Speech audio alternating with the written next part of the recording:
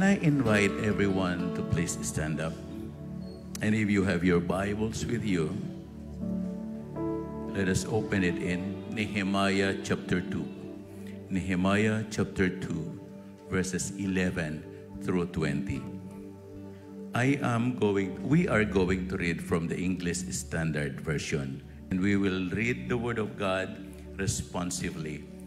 As I finish reading verse 11, as a response, you will be reading verse 12 and so on until we reach verse 20.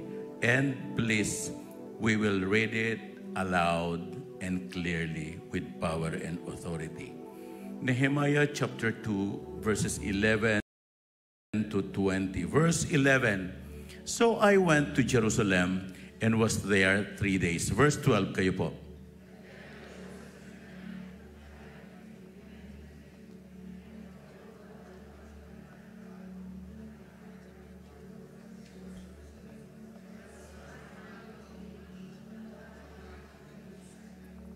Verse 13, I went out by night by the valley gate to the dragon spring and to the dung gate, and I inspected the walls of Jerusalem that were broken down and its gates that had been destroyed by fire. 14.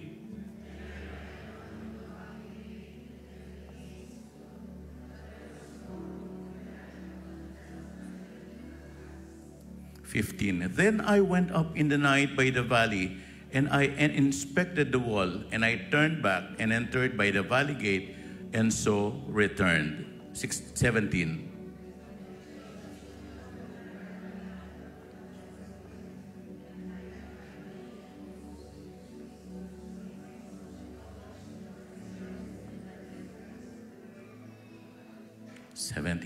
Then I said to them, you see the trouble we are in, how Jerusalem lies in ruins with its gates burned. Come, let us build the wall of Jerusalem, that we may no longer suffer derision. 18.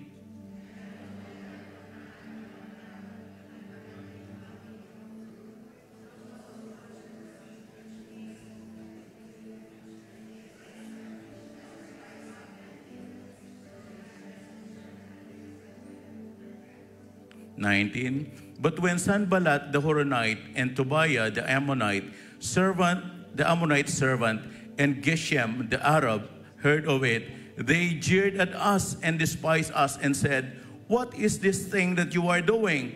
Are you rebelling against the king? 20 tayo po lahat.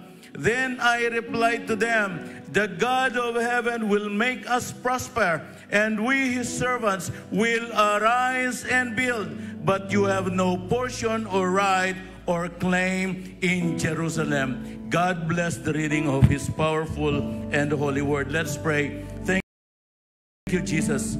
Thank you, Lord. Thank you, God. Hallelujah. Thank you, Jesus. Heavenly Father, once again, O Lord, we come before your presence in the name of our Lord Jesus and by the power of the Holy Spirit. And Lord, again, we claim, O God, and we declare your grace upon each and every one of us and upon this place, O Lord, and upon this worship service, O God, that's going to happen right here and right now. And Lord, in everything that you have entrusted upon us, let your name be glorified. At hayaan mo po, Panginoon Diyos, na makita namin at maranasan ang iyong katagumpayan sa aming kalagitnaan as we worship you, Lord, as we give you praise, and as we give you thanks at this very moment. Panginoon Diyos, ang bawat isa sa amin na naririto ngayon, hayaan mo po na matagpuan mo nga po ang bawat isa na nararapat o karapat-dapat sa iyong banal na harapan. At kung hindi man, Panginoon Diyos, amin pong hinihiling ang kapangyarihan ng banal na Espiritu Santo ang siyang pagtuloy na maghugas sa bawat isa sa amin. Anuman ang mga kasalanang aming nagawa sa mga nakaraang linggo, nakaraang araw, at sa kasalukuyan, Panginoon Diyos, dalangin po namin ang iyong matapat na pagpapatawad sa bawat isa sa amin. Hayaan mo na masumpungan mo nga po ang bawat isa sa amin na karapat-dapat sa iyong banal na harapan, sa aming pananalangin, sa aming pagpupuri, sa aming pagpapasalamat. at sa aming pagsamba. At Lord, dalangin nga po namin, anuman o Diyos ang daladala ng iyong mga anak sa oras na ito, simula sa pasasalamat, simula sa pagpupuri, hanggang sa pagsamba, Panginoon Diyos, Ikaw po ang kumatagpo sa bawat isa sa kanila. Lord, sa mga nakaraang linggo ng iyong katapatan, sa nakaraang linggo ng iyong kapangyarihan, sa nakaraang linggo, O Diyos, ng iyong pag-ibig na aming naranasan, Lord God, sa iyo lang po namin ibinibigay ang lahat ng kalwalhatian at pasasalamat. At sa umagang ito, hayaan mo nga po na Ikaw ang may taas, Ikaw lamang, Panginoong Diyos, ang may taas sa aming kalagitnaan. Walang tao o sinuman ang may tataas dito kung hindi ang pangalang Panginoong Jesus lamang. At Lord, sa aming pagpapatuloy, dalangin po namin na Ikaw, O Diyos, ang bumabay. Ikaw ang mag-anoint sa mga anak mong nandirito sa harapan, who will be leading us in worship. And even, O Lord, your servant who will be preaching your message this morning. Let us experience, O Lord, your power, your authority, and your blessing upon each word that she will be preaching, and all the songs that the worship team will be leading us, O God. Let us experience, O God, victory. Let us experience freedom in all these things, O God, that we will do this morning. And everything, dear God, we only give honor. In everything, we only give praises. In everything, we only give thanks and glory to you, O God, in the name of our Lord Jesus Christ. And everybody say, Amen and Amen. Amen. Handa na po ba tayo magpuri sa Panginoon? Amen. Malakas po, no? Handa na po ba tayo magpuri sa Panginoon? Amen. Pwede po ba sabihin natin sa katabi natin, masaya ako, kasama kang magpupuri sa Panginoon. Amen. Sige po, malakas ang palakpak para sa Panginoong Jesus. Hallelujah! Maghari ka, Panginoon, sa aming buhay. Pinupuri ka namin, sinasamba, O Diyos.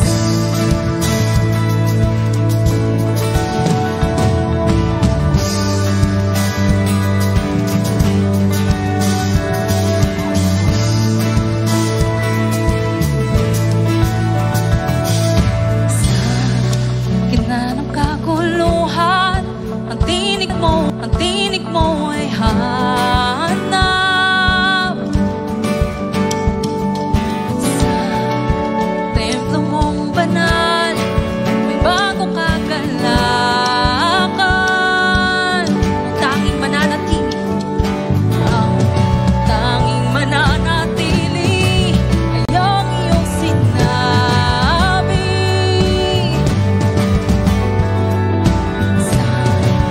Kataas-taasan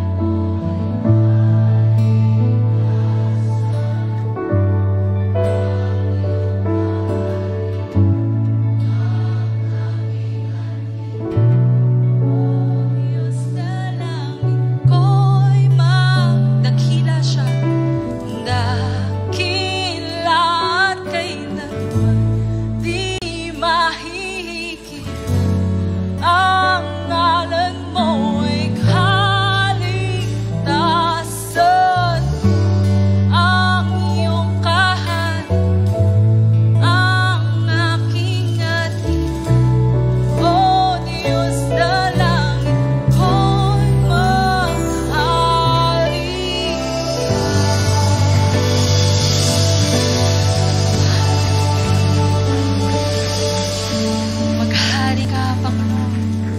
Maghari ka sa aming buhay, O Diyos.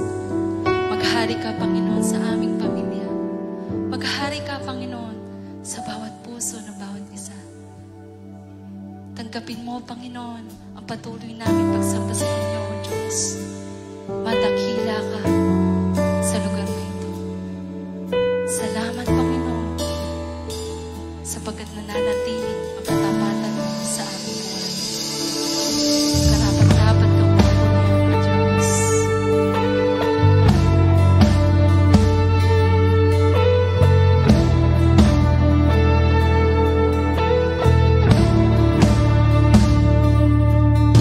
Salamat sa dakila mong pag-ibig. Salamat sa pagyakap mo, Ama. Ang presensya mo ang ninanais ko.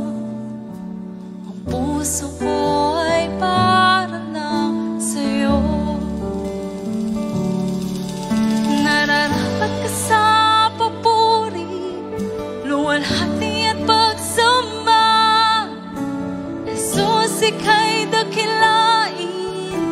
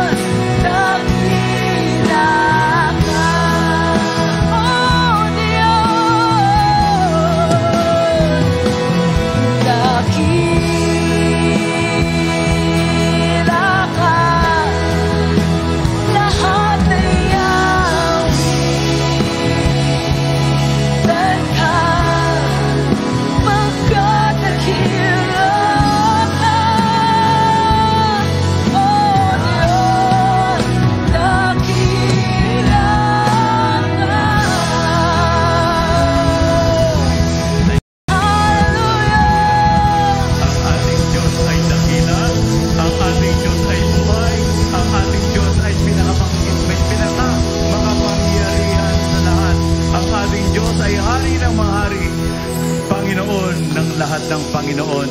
Sa Kanya lamang nararapat ang lahat ng pagpupuri. Sa Kanya lamang nararapat ang lahat ng pasasalamat.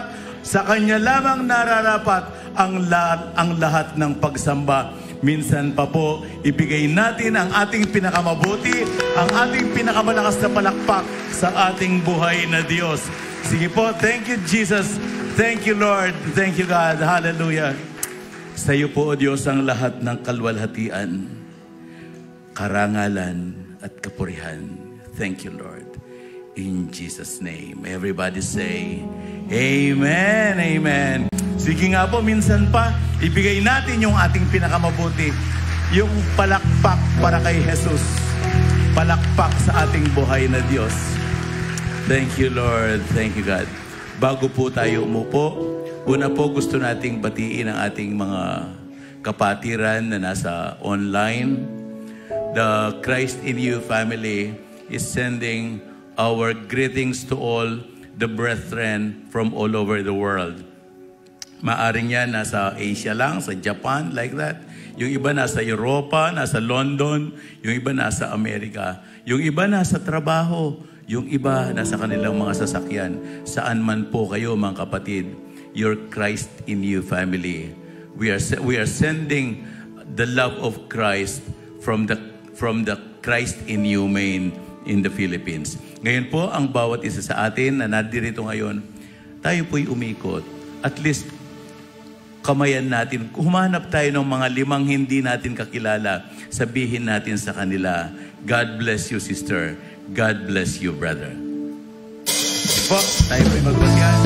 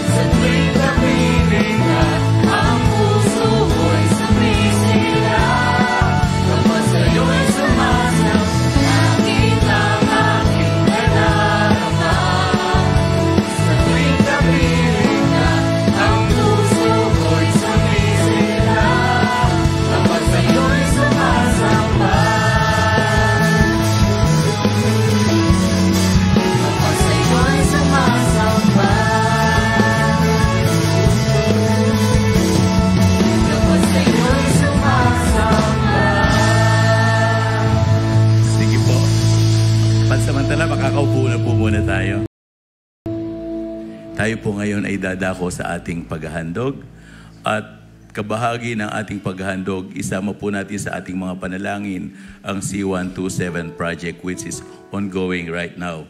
Tayo po'y manalangin, ihanda po natin ang ating mga ikapo, ang ating mga handog and pledges. Let's pray. Thank you, Lord. Thank you, Jesus. Panginoon Diyos, minsan pa po sa pangalan po ng aming Panginoong Jesus, kami po ay naghahanda ng aming maihahandog sa iyong banal na harapan. Lord, andito po ang aming mga ikapo. Andito po ang aming mga handog. Andito po ang aming mga pledges. Lord, makita mo nga po sana ang bawat isa sa amin na kami naghahandog na nanggagaling sa aming mga puso. Lord, patuloy po naming idinadalangin ang bawat isa na nandirito ngayon, ang mga anak mong matatapat na nandirito ngayon. Kayo po, O Diyos, ang magpala sa bawat isa sa kanila. Hayaan mo po ng bawat pagpapalang kanilang tatanggapin, O Lord, ay maging bahagi, O Diyos. Ang bawat pagpapalang kanilang tatanggapin, O Lord, ay makilala namin na ito ay nanggagaling lahat sa iyo. Dahil wala kaming anuman, O Diyos, ang nasa sa amin, wala kaming masasabing ito nga ay amin maliban sa mga bagay na nanggagaling sa iyo. Kaya po, O Diyos, bukal sa aming mga puso, sa aming kaisipan, na kami maghahandog, magbibigay. At patuloy po naming idinadalangin, O Lord, ang Project C127. Lord, huwag mong hayaang magkulang ang project na ito dahil kinikilala namin ito, O Diyos, ay isang pangitaing ipinagkatiwala mo sa iglesyang ito, lalo sa iyong mga lingkod. Lord, sa aming pagpapasalamat, idinadalangin po namin ikaw ang magpala sa bawat isa na maghahandog, na magbibigay ng kanilang pledges at mga ikapo. Sa iyo po lahat ang pasalamat, ang papuri at parangal. Ito ang aming panalangin sa makapangyarihang pangalan ng aming Panginoon Jesus. Sige po, tayo po'y maghandog.